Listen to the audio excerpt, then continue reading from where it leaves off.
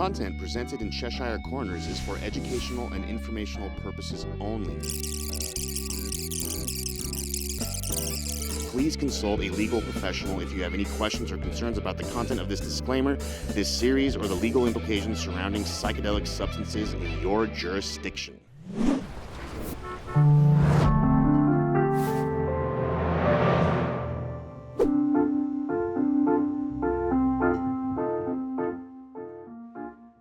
Welcome to Cheshire Corners. My name is Rita Tsalyuk, and again, I will be your host as we trip through the looking glass.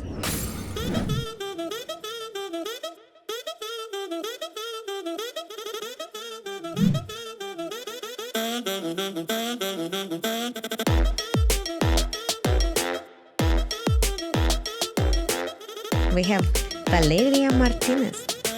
She is not just a yoga instructor.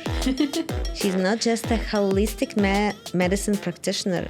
She's doing facilitations of Psilocybin in Mexico.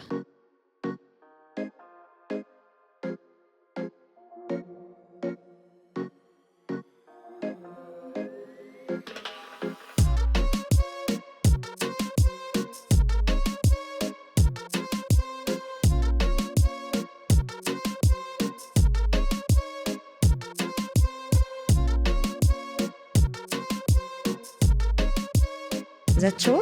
Did I make any mistakes? Valeria, welcome. Thank you so much, Rita. I'm really excited to be here and share a little bit more about my work and my story. Very cool. We're actually writing a Bible of psychedelics here. And this is going to be the story of Valeria.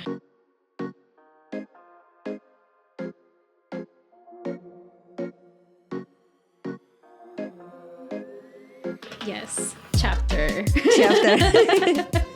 Valeria's chapter. Awesome. Psilocybin came into my life, definitely from more of a personal standpoint first. I really struggled with depression and anxiety for the majority of my teenage years into my, early 20-year-old years. And like many holistic practitioners, we are like the wounded healers, we go through our own journeys, and it's through our own personal journeys of healing that we find inspiration to help others along our path. And that's basically what happened with me. There comes to a point where you're kind of sick of your own cycles and sick of your own tricks, to say the least. And I became obsessed with learning how to rewire my brain. I am Steven. I am a rewiring Rewiring. I am Steven, coach. And that's Psilocybin. Because everywhere that I read, the therapists that I saw, right, they were like, you need to focus on, I was diagnosed with complex PTSD from childhood experiences. And everywhere that I read, it was talking about this idea of neuroplasticity. And that kind of became my guiding light everywhere that I read to give me inspiration, right? That while my brain was functioning in a certain way, my thought processes were causing my physical reactions, my emotional reactions. It didn't need to stay that way. There was hope that I could change those neural pathways. And I first started with yoga, then healing circles. At the same time, I was born and raised here in Colorado in the United States. My parents are immigrants from Mexico, and at the same time that I was discovering my own personal power, I became aware of the ancestral lineage that I come from, and that tapped into shamanic practices, which led me to psilocybin. And the more research that I did about it, I learned a lot about the scientific part of it, the neural pathways, and all of the things that can happen with psilocybin. But when I first sat with it by myself first, very quickly I realized, I was like, whoa, there's something much deeper happening here than just there's new neural things connecting in my brain. It opened the door for me to have clear communication with my ancestors, to have a deeper connection to the environment around me, and to have deeper compassion for myself and for others that I now serve along this journey. So let me stop you and get this thing straight in a little bit slower way. Yeah. So tell me, you said you started being interested in neuroplasticity. When was it? That was probably 2019 is when I became more interested in neuroplasticity because of my own mental health struggles. And that kind of led me directly to psychedelics as a tool to rewire your brain. But really, I also became interested in mindfulness practices that take a little bit longer, right? They are different experiences. They take a little bit longer to rewire your brain, but ultimately you are learning how to calm your nervous system. You are learning how to see things in a different perspective, which is similar to what psilocybin can do. Of course, psilocybin, I facilitate group ceremonies in Mexico, in South America, and I also do them underground here in Colorado. And with the Macrodose, really you're opening up a channel to see your subconscious mind and to see yourself as a intricate part of this intersectionality in the world that we live in. But the psilocybin gives you tools to see yourself in a different light. It gives you tools to of learning more than anything. People, they are not a magical pill. They are tools of learning, is how I see psilocybin.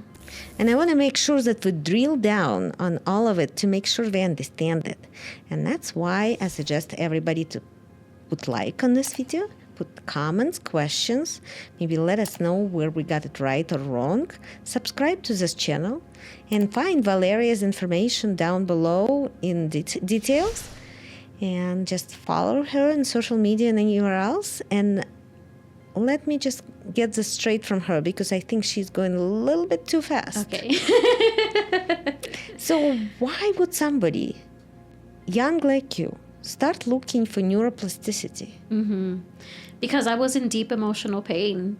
I was in deep sorrow. I was really depressed, and as humans, I think we need to be in a certain level of feeling uncomfortable for something to change. I became really obsessed with learning how to empower myself, how to heal myself. And I was very much stuck in a victimized mindset. Not to say that the harm that was caused to me was my fault or that I had any control of it.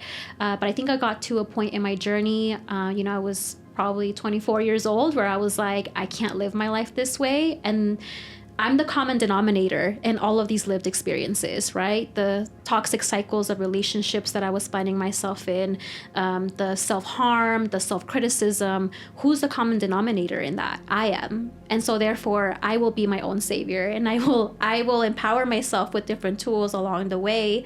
That I started to search for, these different techniques, and a lot of them say the same thing, which is learning how to shift your perspective, learning how to take a pause, learning how to regulate yourself, and that's definitely something that I see with psilocybin, with the clients that I serve as well.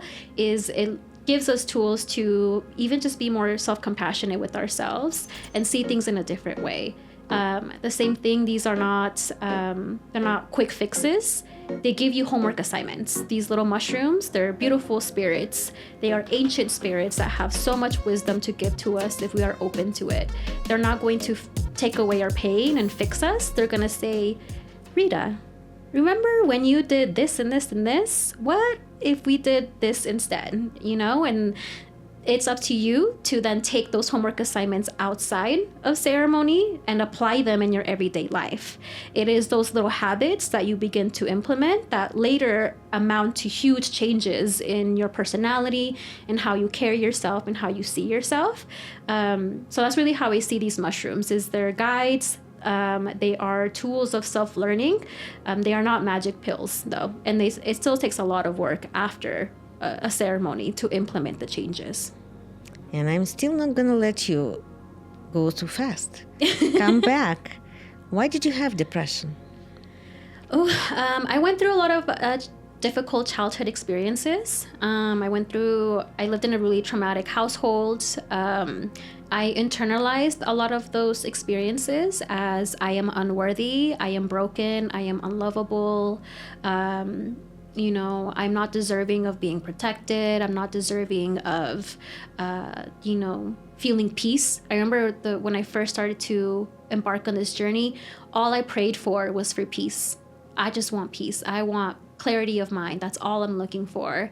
And what I received in return, embarking on this journey, has been, these mushrooms have taken me quite literally around the world, and I have met the most amazing people, and I have created the most adventurous life that I would have never seen coming if I didn't embark on this journey from the beginning. And I'm still going back. I'm not going to let you off the hook. Why would somebody at 24 years old being depressed, although people getting depressed sometimes in middle school, sometimes they're getting depressed in the first grade. Mm-hmm. So when did you first time you start feeling that you get in the wrong direction, not direction of high and hope, but the other way? I suffered with depression for a really long time. I would have really intense panic attacks, especially in my undergraduate career. So when did it start? It probably started when I was about 15 years old, 15 to like 24. And it's constant depression, constant anxiety. It would then get so bad that I would have insomnia. I couldn't sleep for 7 years straight. And the max number of hours of sleep that I could get was probably 3 hours per night. And ADD as well, probably? Yes, ADD. I would self-harm because I didn't have any other coping mechanisms. So when the anxiety attacks would hit, the panic attacks would hit, which is basically, your nervous system being hyperactive.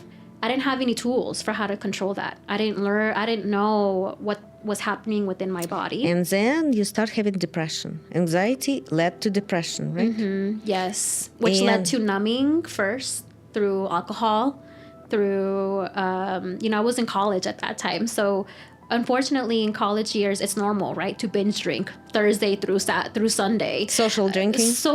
Quote unquote social drinking, right? But you're basically binge drinking for the majority of the week, and then you're repeating that over and over again. My body was screaming at me, my spirit was yelling at me, And how did you get out of it? At which point you thought, enough is enough, I'm taking control, mm-hmm. and I'm doing this. Mm-hmm. At which point?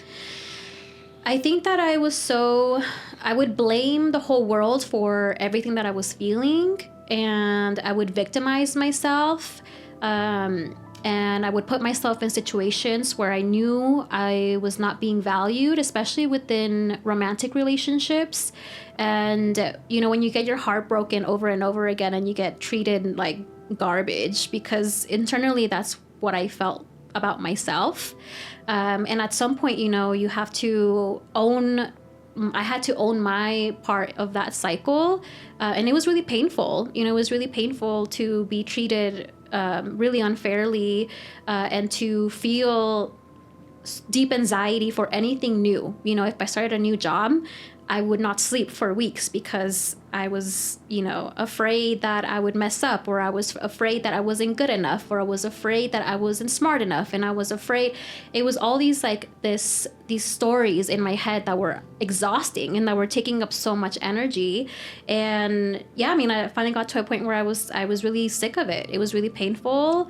I had been depressed for many years at that point, and I think it was a really bad relationship that I found myself in that I finally got out of, and I was like, I'm never going to put myself in a situation like that ever again, and I need to figure out, what is happening here, because I'm contributing to this cycle too.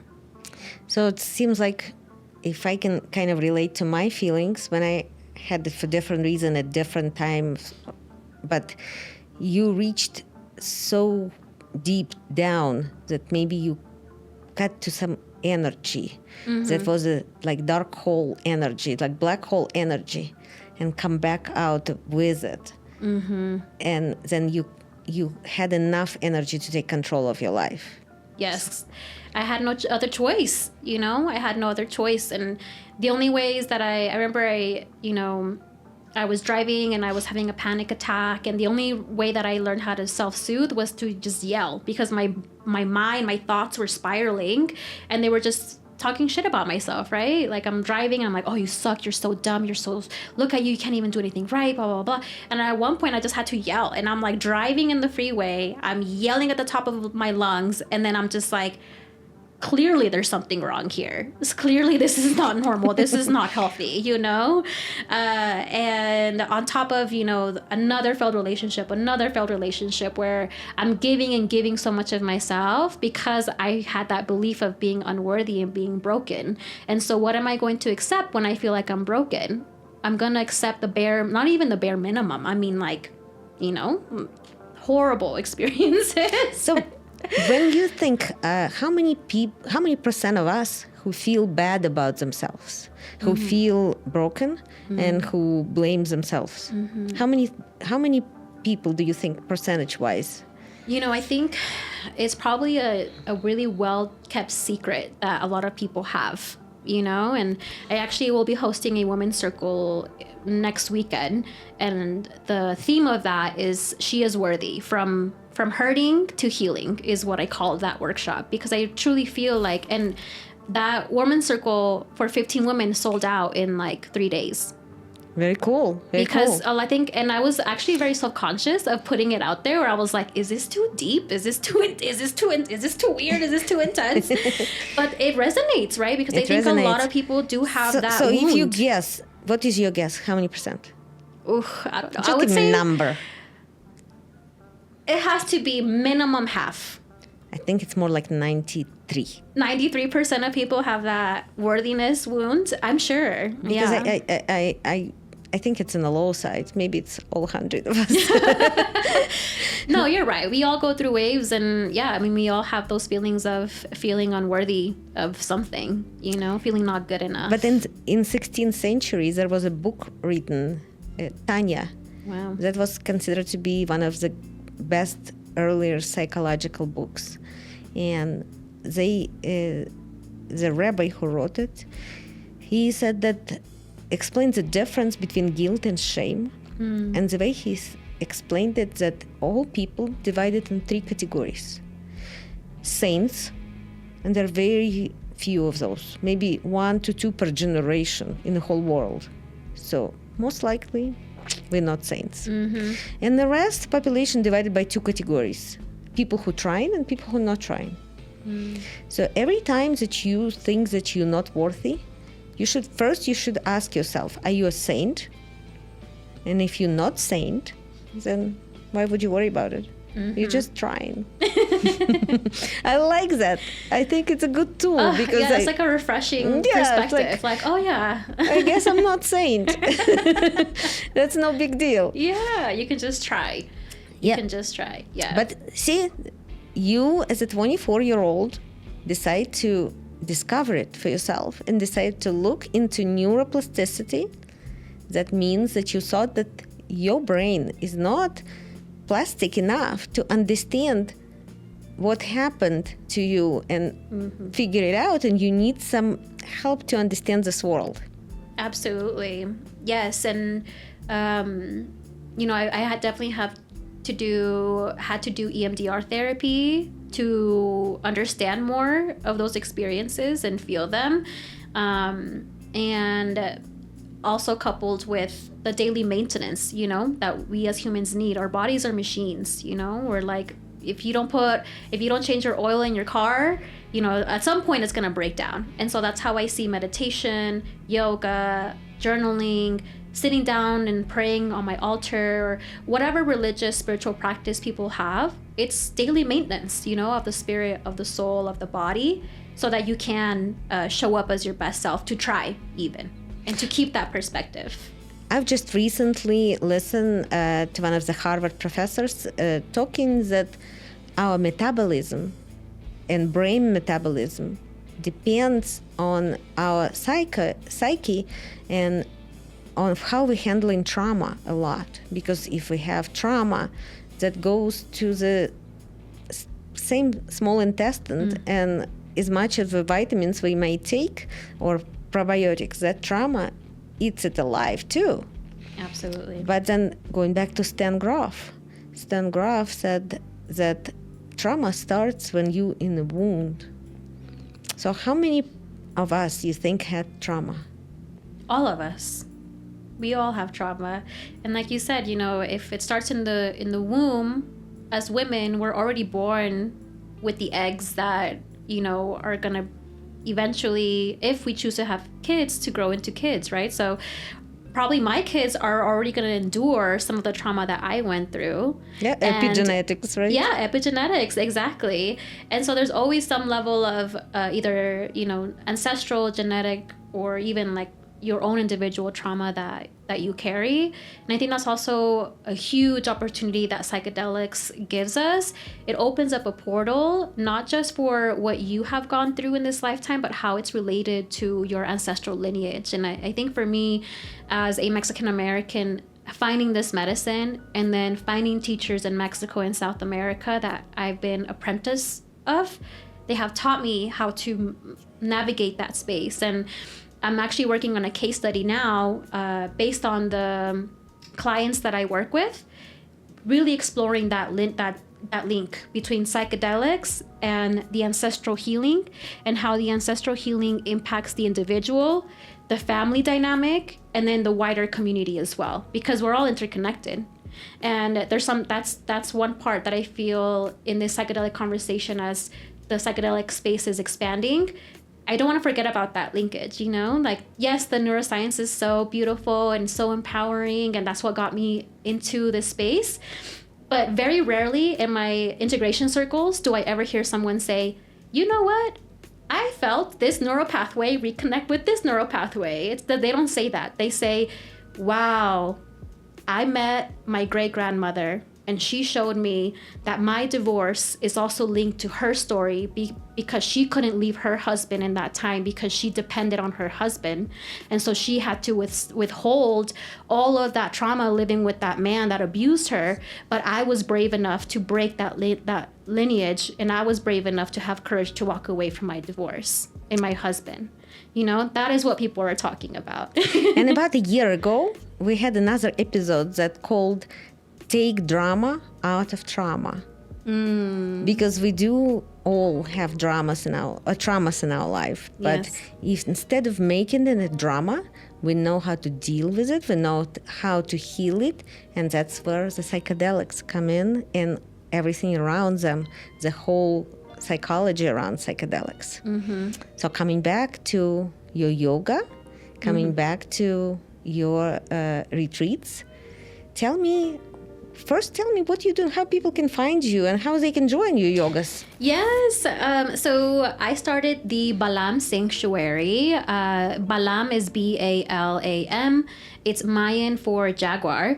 It's one of the main 4 shamanic animals that I've connected to along my journey. The medicine that this animal, you know, my earliest ancestors believe that all the elements and the animals have lessons, and they are teachers to us. The natural world are teachers to us. The jaguar medicine teaches us how to, see in the light, but also to have the courage to open your eyes in the darkness and to be brave enough to cultivate your own fire when you are in those deep moments of depression that inevitably happen in life. This life is full of ups and downs, and we can't control the wave of life.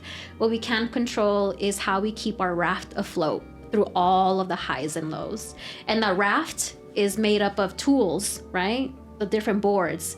It can be meditation, it can be community, it can be psilocybin, it can be therapy that keeps you afloat. That's not to say that they will save you or keep you from pain.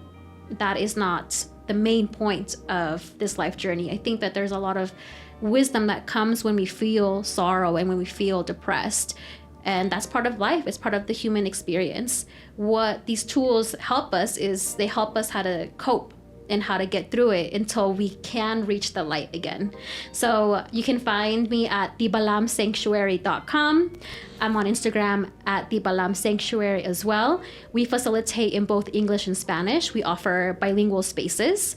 I work with 2 co-facilitators that are incredible and amazing. And we offer yoga classes. We offer smaller workshops locally here in Colorado. And then we also take people to South America and to Mexico on longer, more immersive psychedelic retreats to really separate people from the space that is making us sick, right? Our society, our daily routines that we are actually not aware of, that are causing us discomfort or harm. And when we remove ourselves from that environment, it's kind of like a break where you get to have a perspective of like, wow, I didn't realize that the way that I was living my life wasn't helpful for me. So I love taking people away from their daily routine so that they do have enough space and time to contemplate and to let their own inner voice and own inner guidance emerge throughout their experience. It's really beautiful. So tell me maybe 1 or 2 little stories of people who successfully went to your yoga and found something there. Yes. So yoga is my lifeline. Like I am not the same person if I don't practice yoga. I practice yoga 5 times a week. It is my medicine. It's my daily maintenance. I first started teaching for my parents first because when I was on my own healing journey, learning about the trauma, learning about the cycles, I realized that my parents tried their best and that they were also carrying the similar traumas that I was carrying. And so I would practice teaching yoga to them in Spanish first, and then I started to teach community. And then from community yoga classes, I've had many people that find me through yoga, and then they trust me enough to come to Mexico with me, to empower themselves, people that are contemplating divorcing, from relationships that aren't serving them. A lot of people later invite their parents to come sit in ceremony. And so it's been an honor for me to witness, a person come, and then I get to sit with their mom or their dad and witness the lineage that and the healing and how common the wounds are between the 2 people too. And the most common thing that I see is a larger capacity for compassion and a larger capacity for patience within people that I serve. So you had to go to Mexico.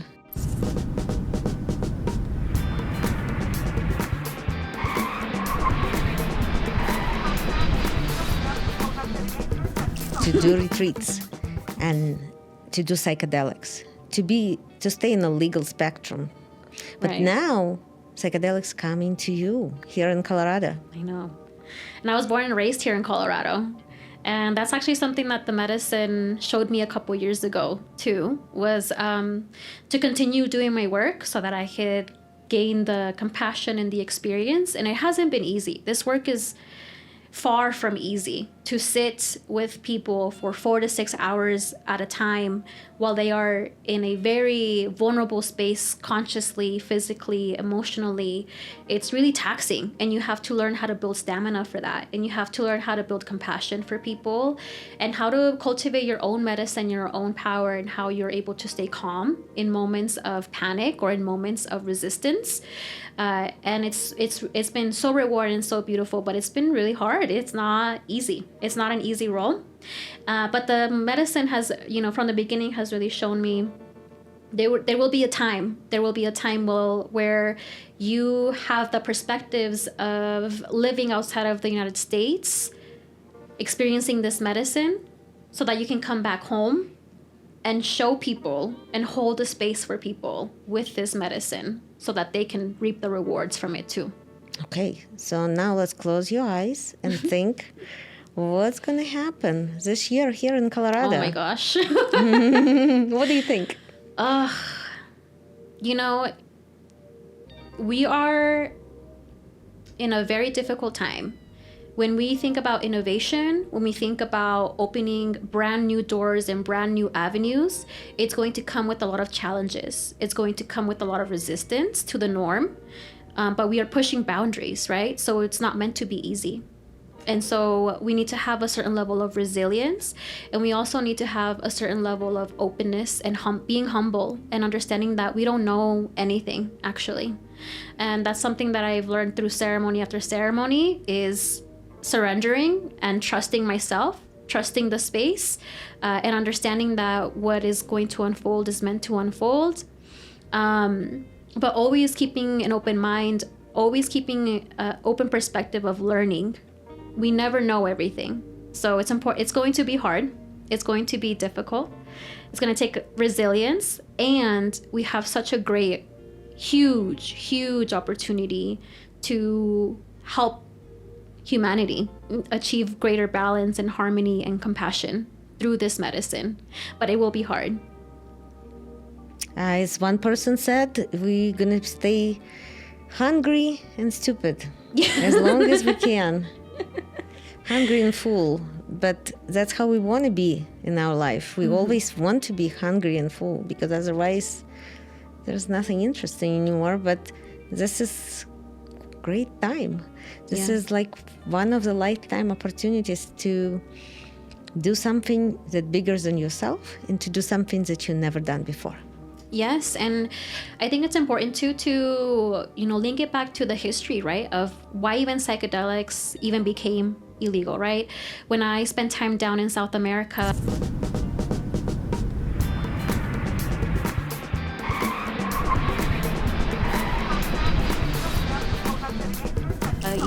these beautiful medicines are everywhere. It's like, oh yeah, there's an ayahuasca ceremony, there's Psilocybin ceremony, there's San Pedro ceremony, and people see it as an everyday part of their life because it was never deemed as evil or harmful. It's always been a part of the community. It's always been a part of a way of being, a way of living, a way of healing yourself, a way of healing community. Here, it's been tainted by the demonization of these practices. And it wasn't until the 70s where Native Americans were free to practice their own religions, right? Where not too long ago, it was illegal to hear a drum play here in the United States. And so what a privilege it is to come to this point in time and to revive these and bring these beautiful medicines up to a more open concept. And, we need to still walk carefully and tread carefully and responsibly as we navigate this space. And why do you think so? This country was America was discovered by Europeans and kind of went European way in some ways, right? But why do you think in Spain, France, Germany, England, they did not have those ceremonial and those natural medicine history? Mm-hmm. I mean, I think if we trace back long enough, you can find evidence, that these practices did exist. I think that the history of religion and the impact that a lot of, Christianity had on these lands really erased a lot of these practices. I think that if we go back far enough, people always honored the earth. People always found ways to pray to the elements. But I think in the European countries, Christianity took over probably, and war took over way longer than when they came to this side of the world and began to conquer and to also erase those practices by controlling it through fear and using religion as that avenue and that vehicle. But I went to Ireland earlier this year, and there's a beautiful mix there of Catholicism with Celtic traditions, with Celtic symbolism, the history of the Vikings and the history of, there's so much complexities in there, but you can still see the little clues of, wow, people honored the earth, people prayed to the earth, people pray to the drum. The drum is the heartbeat of our mother Earth. You will enjoy that book, The Immortality Key. You would really enjoy that book, because the answer I will give it to you from that book, why there is no natural medicine and history of practice, because 60,000 witches were killed during Inquisition. And what was the justification for that, right? It was, that doesn't go with God. That doesn't go with the Bible. We need to kill you, you know? It's really unfortunate. Yep. But if we're going far back, cool things happened. Just the history going with a spiral. We're coming back to where we were at some point. Mm-hmm. It's very cool. Mm-hmm. And reclaiming those parts of ourselves, you know? And I think for me too, my family is really embedded in the Catholic religion. And I think for me, I've been kind of like thrown into this other realm, this other world where I'm trying to bridge two worlds together and kind of like walk my own way and my own path. And that it is scary at some point, right? To kind of fear judgment from your family, to fear judgment from society. You know, I've been doing this work for almost 4 years, and you know, there's still a lot of judgment around this too, a lot of stigma around psychedelics. A lot of stigma, but I'm just thinking that, you know, I don't think this is very controversial with today's understanding of many religions. Mm-hmm. I think they come in together. Science, history, religions, they all come in together. So I don't think there's going to be huge controversy. I think it's going to be merge. And that's extremely exciting. And the quantum mechanics covers this all. Ooh, that's going to be a good year.